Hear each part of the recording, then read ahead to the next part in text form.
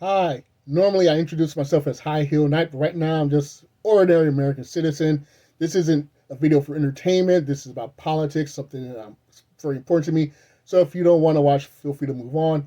I have a online friend that I often get into back and forth battles on social media about politics. We get a lot through the Biden administration. Now we're going through it with the Trump administration.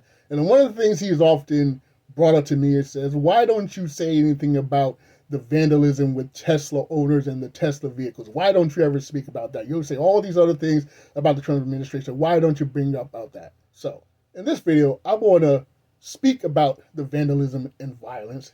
Then I'm going to say why I haven't talked about it. And then I'm going to end on a positive note that I hope for the future. So, first and foremost, when it comes to vandalism, it's not helping. Whether the people driving those vehicles voted for the administration or not, vandalism on those vehicles isn't helping. And I do hope the people that experienced that violence and vandalism weren't significantly harmed. I hope they're able to get their vehicles repaired or replaced if necessary. And I hope the people that were committing those atrocities get found and get prosecuted and get due process, which is something that several other people haven't experienced recently in this country, or say were in this country and now have been moved elsewhere. And the reason why I haven't brought up this stuff is because, well, you got to be careful with social media, especially when it comes to politics. You know, you like one or two posts, and next thing you know, your feed is bombarded with those posts, and it's a very, very slippery slope. 5 or 6 times over the past 2 years, I've almost been caught into that vortex of spiraling negativity, and I try to avoid it. But more importantly, when it comes to actually speaking out, I'm much more focused on the people in power as opposed to the random morons.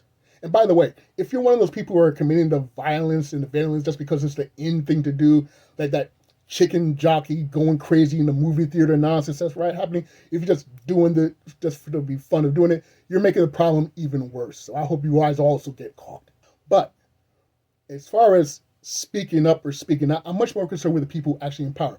I'm more concerned about the people turning off tariffs, turning on tariffs, turning off tariffs, turning off tariffs.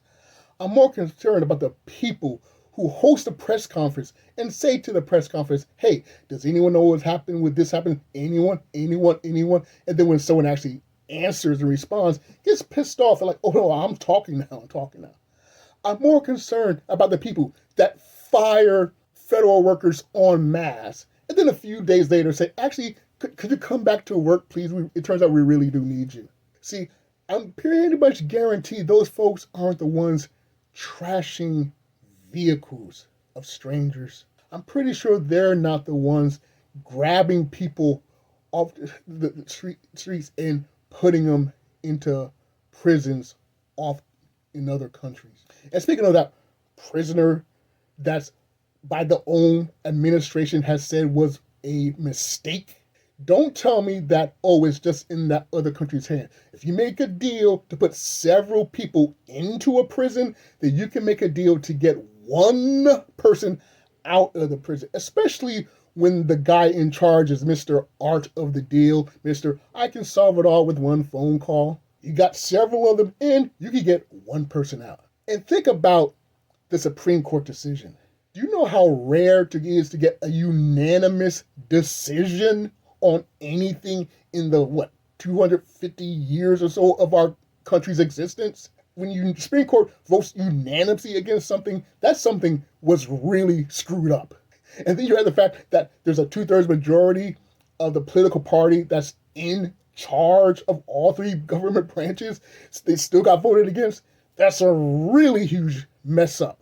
And 3 of the judges on the court were appointed by the Mr. Art of the Deal in charge and still got voted against. That's how monumentally, historically messed up it is. And yet we get, oh, it's this country's problem, or there's nothing really we can do, or it's up to them. Or we vilify this person. Say, oh, we think he was actually a terrorist. Oh, I think he was actually a gay man. Oh, I think he was a white man. Look, it doesn't matter if that guy was the bizarre bastard child of Mephisto, Malbolgia, and the big bad wolf. Yeah, some weird menage a trois creating this person.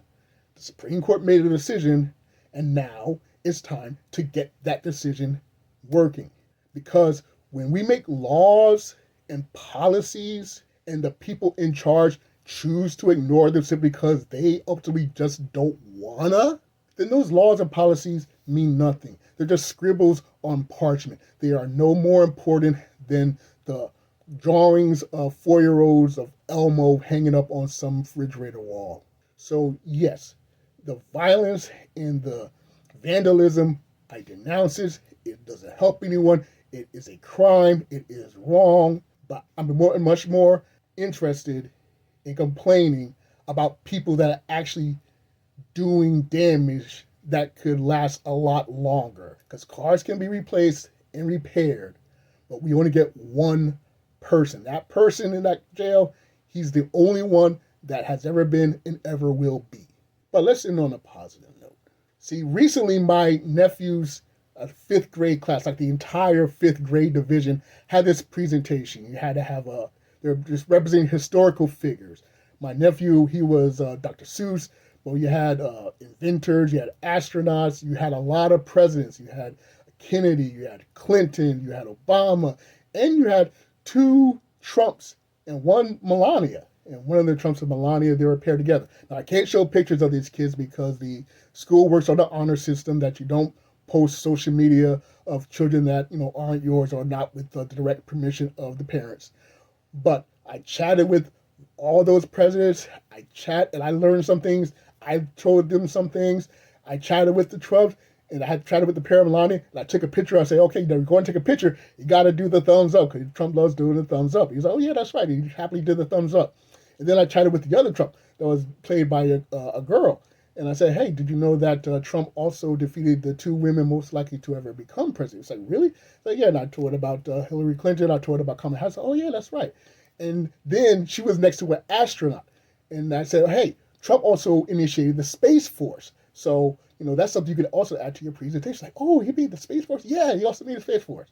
And I chatted with all the other presidents, and you realize that as horrible and as scary and as turmoil we've experienced, we did get through it. All those trials and tribulations and chaos and controversies, we did manage to get through them. So whatever is going on with this administration, hopefully we'll get through it too. And we'll lead to that future where kids are just seeing he's just another president, just like those kids in that presentation just said he's another president.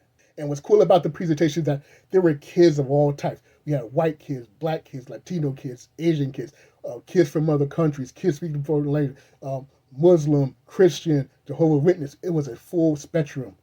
And my parents, they were around when Dr. King gave his dream speech, when it actually felt like a dream, the idea that multicultural society functioning can happen.